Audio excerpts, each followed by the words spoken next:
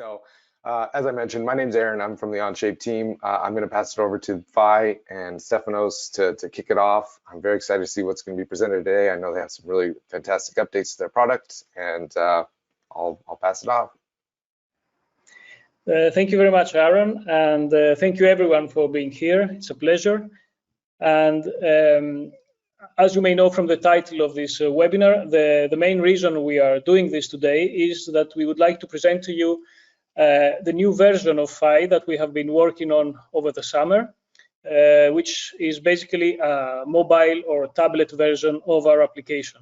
So you can run it on any mobile device. And this, we believe, will give you the additional flexibility that will allow you to work outside of your standard working environment, possibly with clients, demonstrating some work you've done, or even doing edits on the fly in any social environment, even on vacation if you are right now, or just were recently, or in a workshop where it's not that easy to have a laptop or a desktop with you.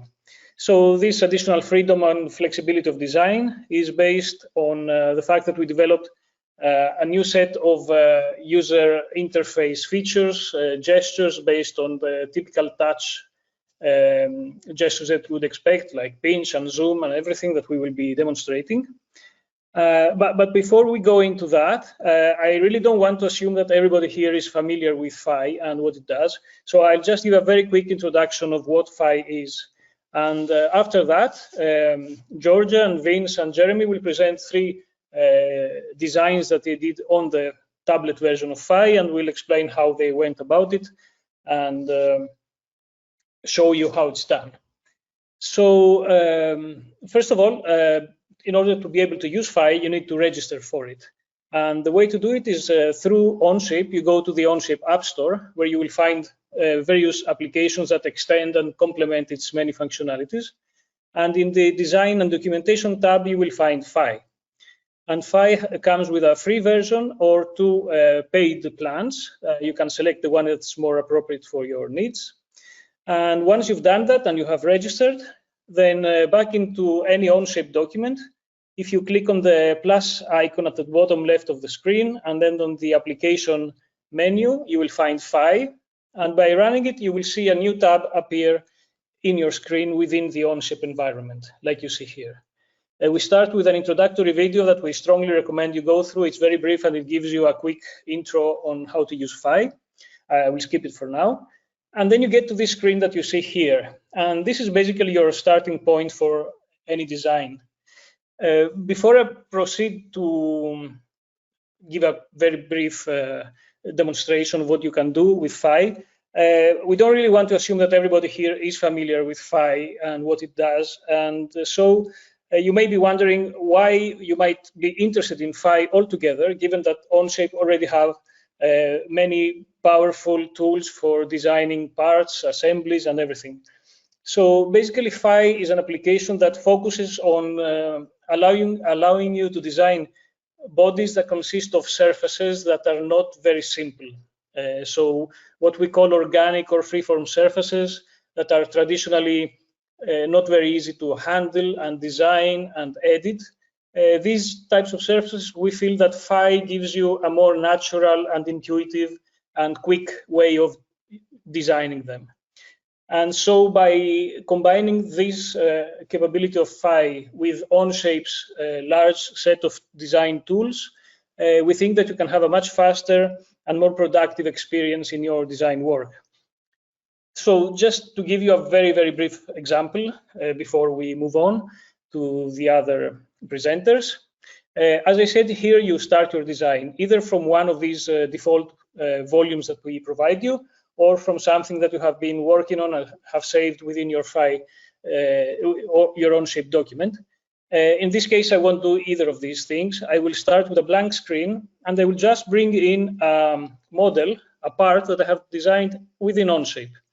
So this is just a part studio that I'm loading from my Onshape document, and it's coming into Phi. You see it here as a reference, which means that I cannot directly edit this completely, but I can do many other things.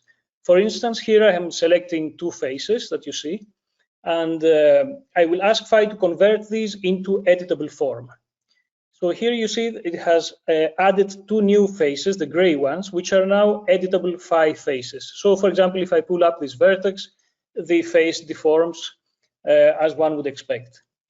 And the goal here now is to try to build a bridge between these two parts. So I do a small extrusion of one, we call these pop-ups in phi, and I select these four faces in the other object, and I also do an extrusion of it, you see there.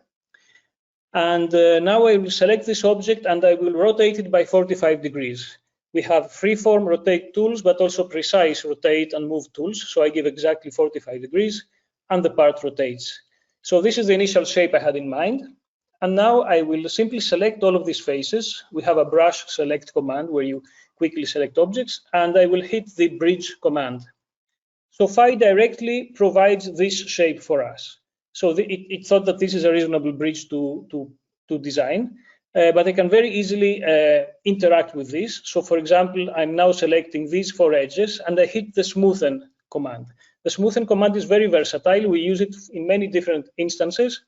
Let's say that it kind of makes our edges and faces smoother and simpler, removing unnecessary curvature from them.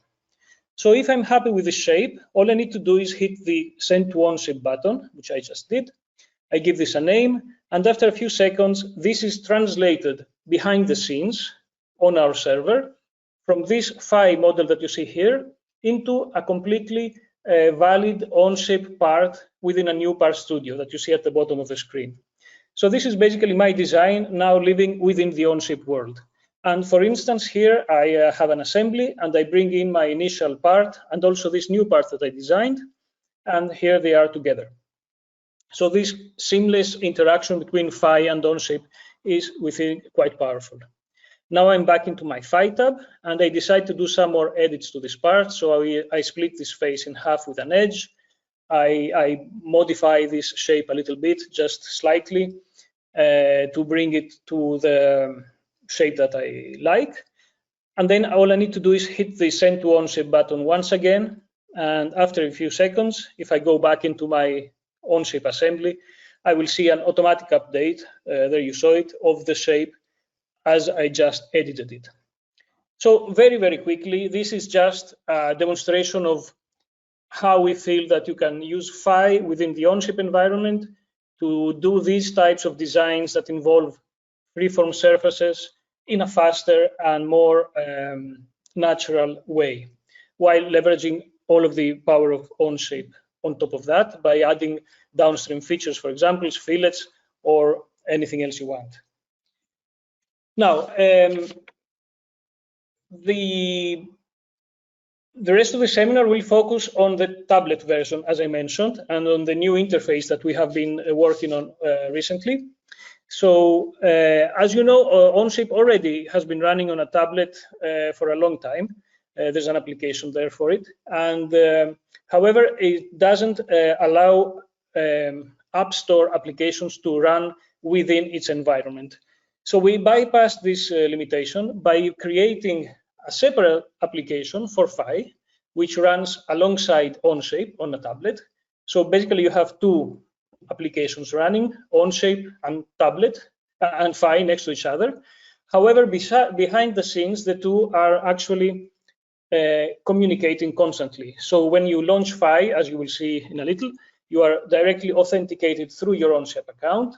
Then you have access to your Onshape documents, all of your models, your designs. You can import, just like I demonstrated now, or you can export your work back into Onshape. You get automatically your work saved on the Onshape cloud. So all of the features that you would like to have in a combined Onshape and phi application are available to you, even though we're talking about two independent applications. And so with this, I think we can move on to see the three designs that Georgia, Vince, and Jeremy have prepared for us. And so, Georgia, feel free to take over. Thanks. Thanks, Stefano. So, as Stefanos mentioned, on the tablet, phi is still a web application. So, in order to launch it, I launch my web browser and I type app.phi3d onshape.com. And this will present me with this welcome screen. And since I have an Onshape account, I will provide my credentials, my Onshape credentials, to authenticate myself into Phi. And now I find the Phi environment as I'm used to it, with one little difference though. Since I'm not running within a an Onshape document, Phi doesn't know where to store my work. So it presents me with a list of my existing Onshape documents so that I can select one from there. And it also gives me the option to ask Phi to create a new Onshape document for me. And before we move on to an example, I'd like to note for those of you who do not wish to launch a web browser every time they want to use Phi, in most browsers, you can add a shortcut, a Phi shortcut on your home screen like this. And this way you can just tap it and directly launch Phi as you normally do with your installed applications. So in this example, I'm going to design a launch chair within this existing Onshape document. And I'm going to start with a face, which I load. And additionally, I'm going to load a mannequin as a reference so that I get the human proportions right. Now, some basic gestures. Rotating the view, you can do it by dragging your finger in the background, pinching the two fingers zooms in and out, and you can pan two fingers, you can slide two fingers to pan the view.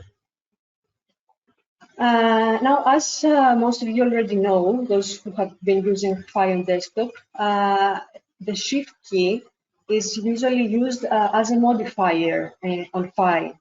So, since we don't have a keyboard on tablet, we introduced the long tap as a modifier.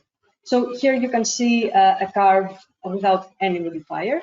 And now if I long tap the curve button, you will see that here, yeah, so I long tapped it, and you can see that the result is a straight line, which is the equivalent of the shift curve on desktop. And by the way, if you look closely, you will notice that there's a yellow flash going around my Phi interface every time I long tap. And this is actually a Phi's way to signify that my long tap has been detected and that the modifier has been enabled. Now, apart from replacing the Shift key, long tap also helps us differentiate between rotation and box selection. As we said, rotating happens by dragging your finger on the background. So if instead you long tap and then drag your finger, you will draw a selecting box instead of rotating. So here I'm moving on with my design by shaping the surface as I want it. And as at this point, I'm ready to thicken my surface into a body. So I long tap on a face in order to select it, and then I slide on the pop-out button in order to reveal the menu, which is under pop-out, and which includes the thicken command. And this is how we open menus. We slide on the main button to open the menu, which is under or next to the button. And this is pretty much all the gestures you need to know in order to start designing with Phi on your tablet. I'd like to note that all this time, as Stefanos mentioned, we've been connected to Onshape. So I just sent my model.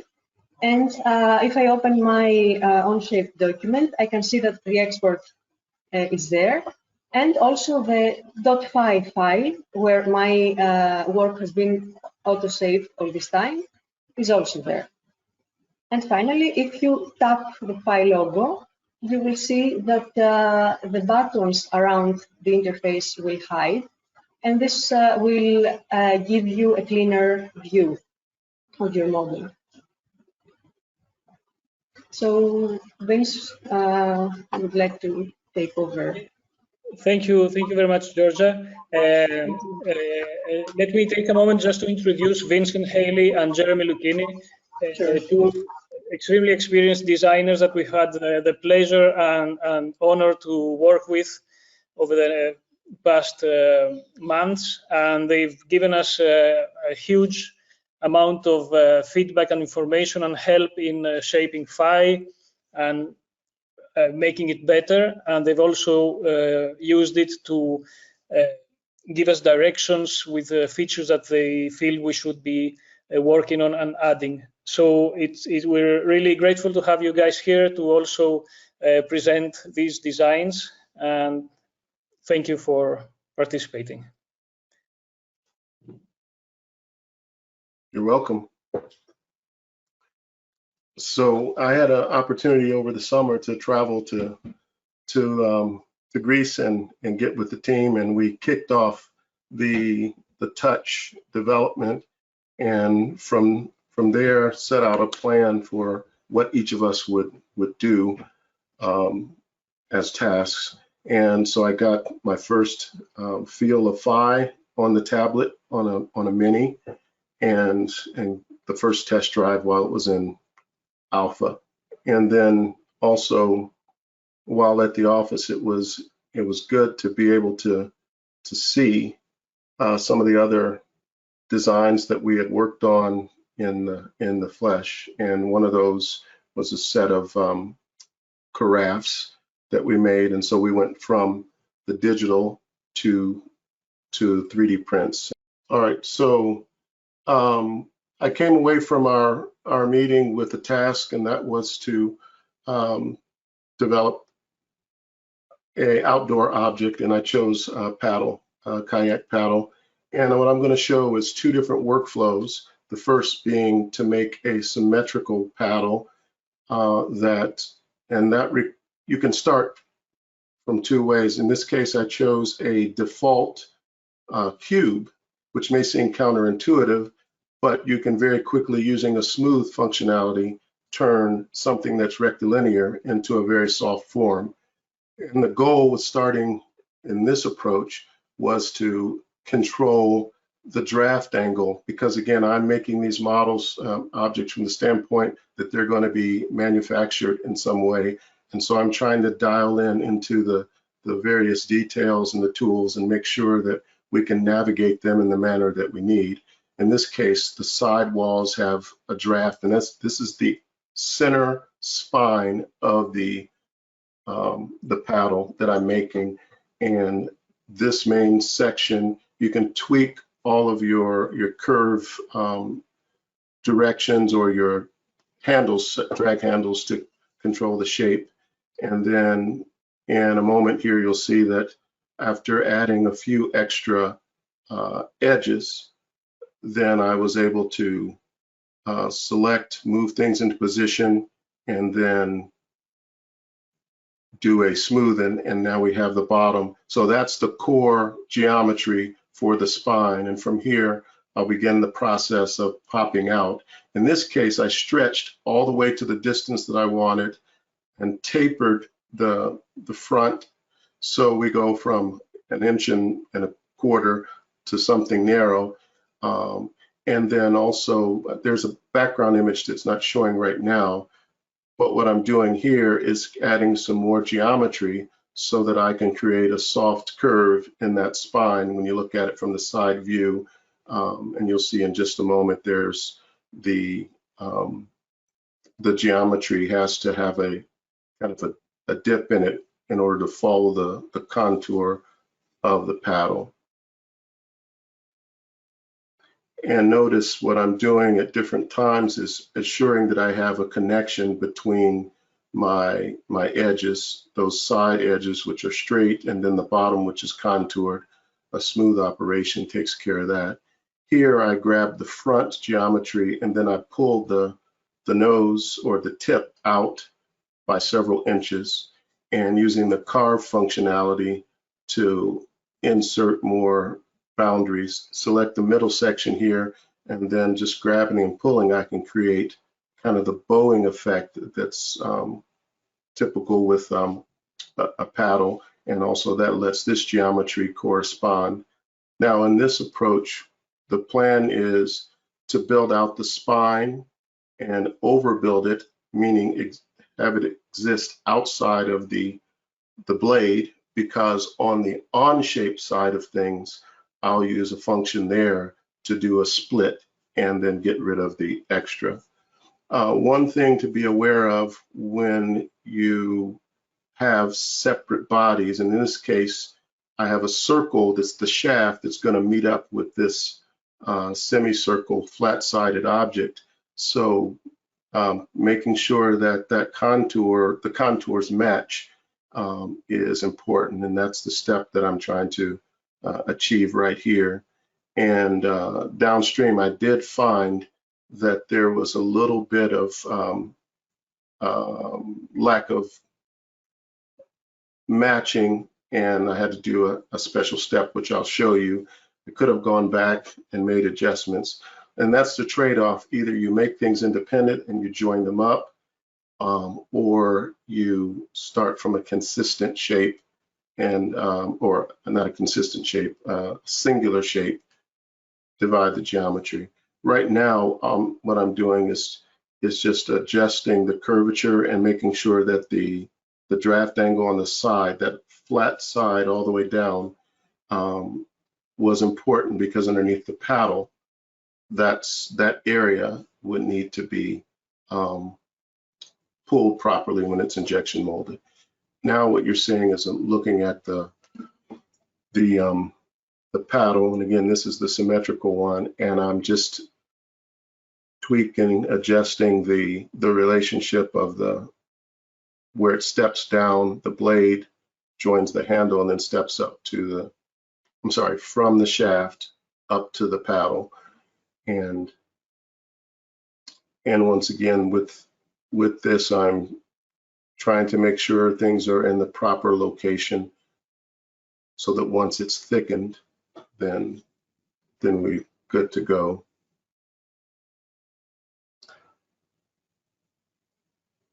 So as you can see, there's a fine adjusting, and what I'm doing here is just free dragging the manipulator. And in other places, you'll see where I long press after making a selection, and then I'm able to go to an absolute location by keying in numbers. Looks like this is a little bit slow. I'm ahead of myself.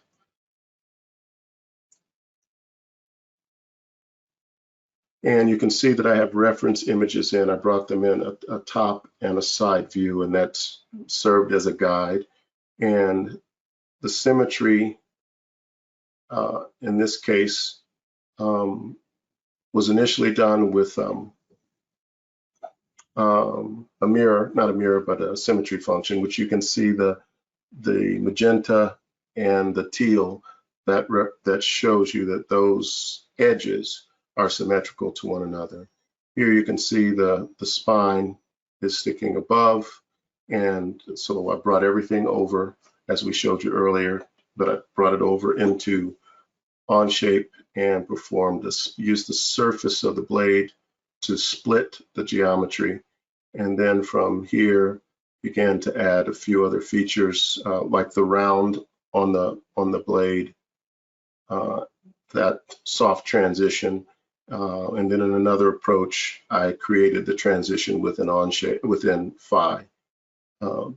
And here's where I discovered I had a little bit of a difference from a pure circle to a circle with partially draft. You can see that little line edge, a surface segment running horizontal.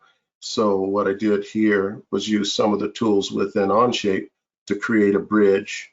And then as I go back to Phi and make a change, that bridge will update for me. So in this way, I'm able to bring the two together. So that's using the spline and then a fill surface and then a solidify to cap that off. And In this case, I built the blade in Phi as a surface. And then when I brought it over, copy and then translate. And I chose that so that the sidewalls could be relatively vertical, as opposed to if you do a thicken with this amount of curvature of the blade, it twists under sometimes. So again, being aware of how geometry behaves and when you choose the workflow.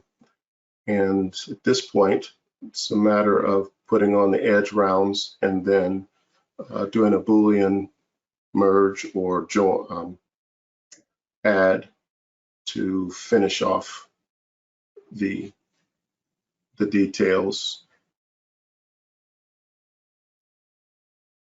And another Boolean, and then here in a moment we'll have the completion of the symmetrical version.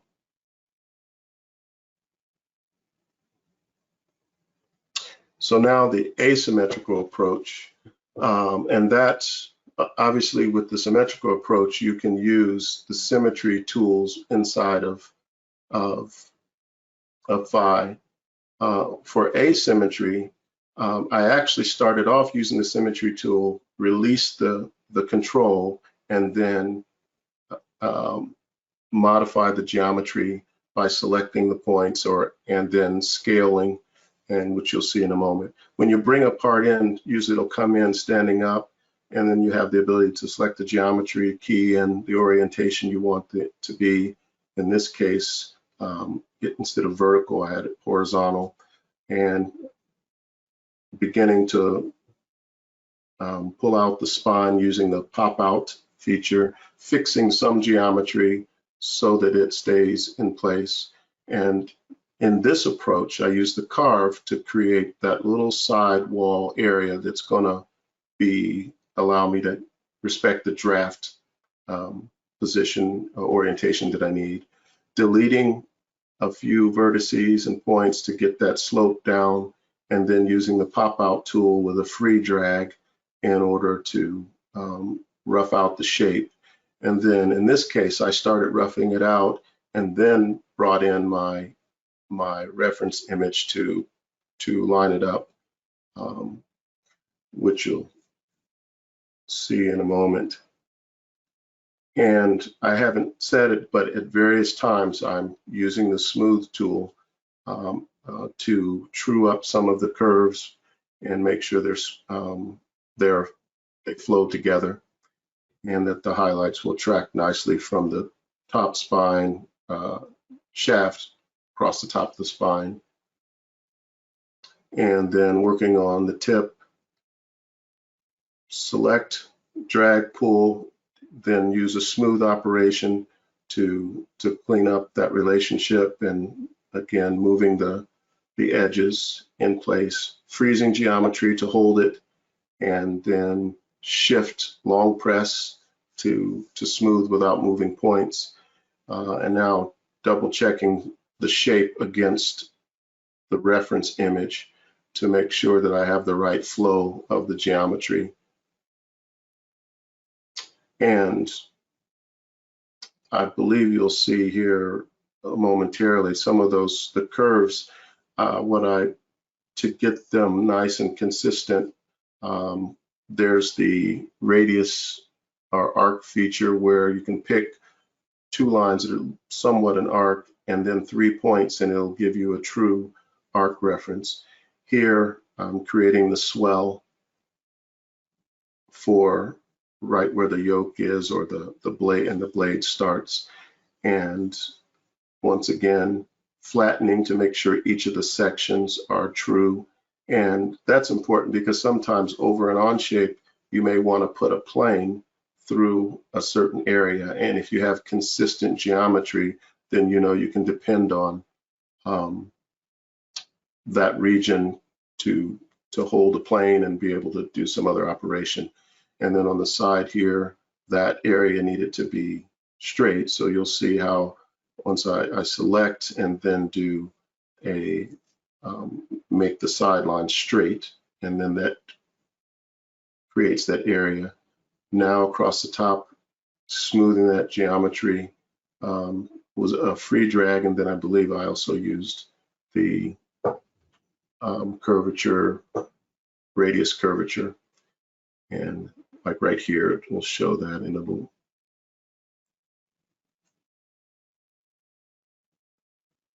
snap into place moment. I'll pick the 3 points, and now that's continuous. I suppose I should have turned on the curvature analysis, and then you would be able to see that that was a continuous smooth arc across the top section there.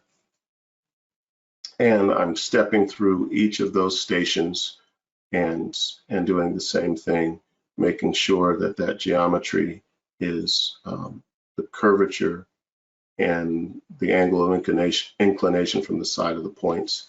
So you notice once I raise it up, then I can do a smooth operation or use the circular tool to correct that. And there we go. So I just walked across. So you can see there's a lot to really dial in precisely. It requires a good strategy, modeling strategy, determining what you want to start from, and then also what some of your requirements are, and then using the various tools within Phi to get your geometry in the right position, and also with the type of curvature that you want. And momentarily here, you'll see me select most of those curves that go from left to right, and then just smooth everything out.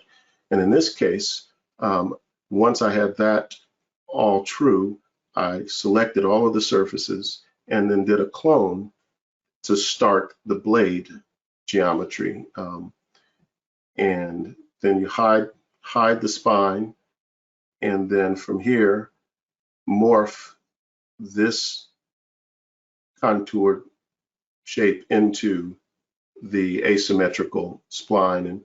And you'll see that I just did a free drag and roughed it in according to my guide image.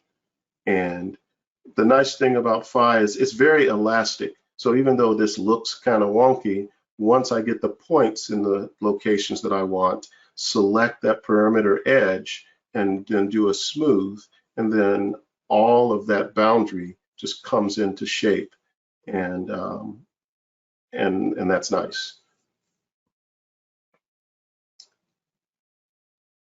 So I think I have one more section on the tip there to adjust before I do the smooth. And sometimes you have to add extra points because you to get the shape to be exactly where you want it. And obviously you have to look from the top and from the side. And once I was happy with that, then that's when I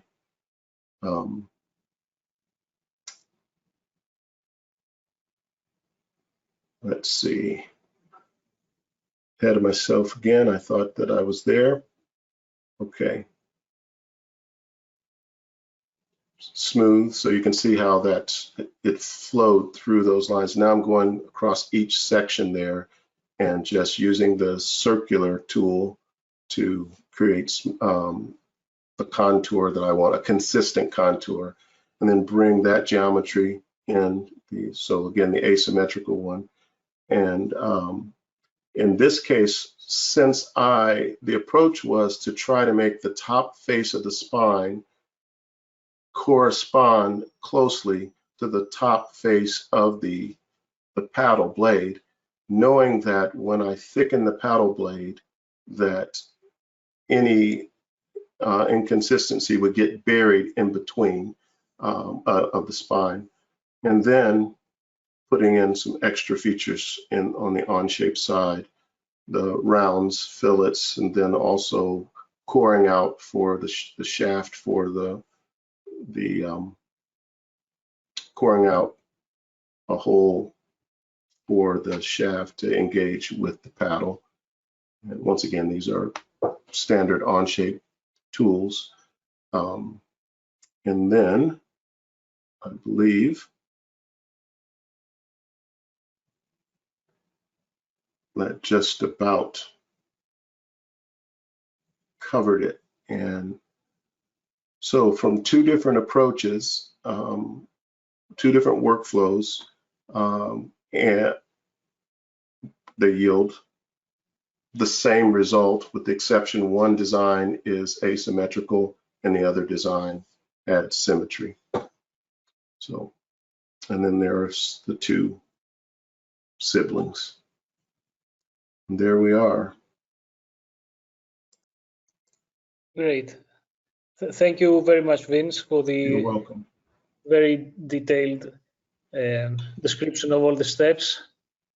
And now, Jeremy, the floor is yours. Okay, hi everyone. I'm going to present a workflow that I did for a much easier shape than what Vince just showed, but in a similar field of kayaking and outdoor sports. I'm working on a product right now, a cargo box that sits on top of a roof rack. And we'll just pause the video for 1 sec, Georgia. And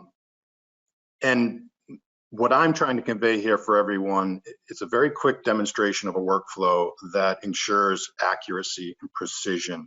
I have to fit within an envelope, and I'm going to show you how I use Phi to, do precise work. Even though I'm conceptualizing the shape, I've got to stay within a certain dimensional restrictions, and that's what I'm going to really convey here. It's not going to be a lot of shaping, but in the case of this storage box, I don't need a lot of shaping, but I still use Phi because it's reducing a traditional way to make this is 30 features, 20 to 30 features to pull this off, and it's certainly only a few motions within Phi to get the overall volume which I want. So what I'm trying to showcase is precision, reduced amount of clicks, and flexibility I still have within the tool to pull this shape off. Okay, we can play it now. I'll just talk over the steps. This is the reference that I'm going to use, but as you can see, it's not that complicated. I could just start from scratch. If I load in a cube, I need it to be, a primitive here has to be a 1 foot by 1 foot dimension. And what I want to do here is line up, the primitive in using the grid, because the grid I can snap to. We haven't seen it on the webinar here, but I'm going to take a 1 foot cube and turn it into 4.5 feet, by dragging across the grid. So I know that is accurate. And the next move here to achieve the front leading edge is a smoothing command, just like Vince showed. So I already get a chance to start diving down the front leading edge of the storage box. I definitely want to turn on symmetry here because I'm going to start to push and pull edges, and this is just validating that I've got symmetry on. I tend to want to validate that my feature is working, so I'll just wiggle the mouse around and start waving these curves, getting my edges, my vertices in a rough position. As you can see, I'm not really messing around with the base yet because I want that, to be a certain shape. But there's the overall profile that I can, start to, get a sense of what this could be. I widen the base, the really part that's next is the rounded nose. And so this is just an ability to add edges right where I need them versus subdividing the shape. I just want to work on the front. I want everything else to stay locked in at that shape. So here it's, I can leverage these edges pretty easily because I know I'm in the center of the edge with the vertices. You can hold down the shift key, or on the tablet, you can gain that center accuracy on where those vertices go. This is a pop-out command that we've seen because I need the base to go straight down. And then I can send it into Onshape to take a look at it. If I want to do my filleting here, the product needs to be shelled. And that's what this is showing here on the tablet. I'm basically leveraging some of the functionality I need in Onshape. I get the overall volume in Phi. I can start to basically work closer towards a finished look that I need for this. I can always add features later, but really I'm trying to get a sense of how big this is going to be on top of the roof rack, and if I like it, you know. Obviously I'm sloping the front for aerodynamics, but if I really want to use phi in a specific area, this is what I would do. That front leading face needs more edges, needs more vertices for me to play with tangency controls, which should show right here in a minute. And I get representation of what tangencies are free, what are locked, right? I've got the green handles, which are showing that that is free. The orange conversion makes it locked as I start to manipulate other portions of the face. So, you know, I can fine tune this the way I want it. I tend to work in, you know, side view, front view, with or without the references. And then this demonstration shows you that any changes, of course, I make on the volume are going to get updated on Onshape within a couple of seconds. I'm not going to lose things like fillets or shells that I've added after the fact, which Vince showed, right? We're playing well across both, you know, areas within the tool. So that shows the update right there. Again, not a complex surface, but you know, I think sometimes when we watch demos of software, you know, you start to ask yourself, is this product actually going to get made? Is it manufacturable? And behind me is the prototype that I'm working on, the physical prototype, you know, that is a result of the modeling work I did in Phi. So I'll just show you guys that real quick. But this was tooled out of polystyrene foam using a model I did from Phi, right? And then I can go off and start making any changes I want visually, you know, and I put that on top of the vehicle. I might want to change, you know, dimensions. I want to change styling, but I can very quickly get to a shape that I can mill out of foam and start to do the physical prototyping. You know, it doesn't take me that long, and I kind of enjoy the process between the two.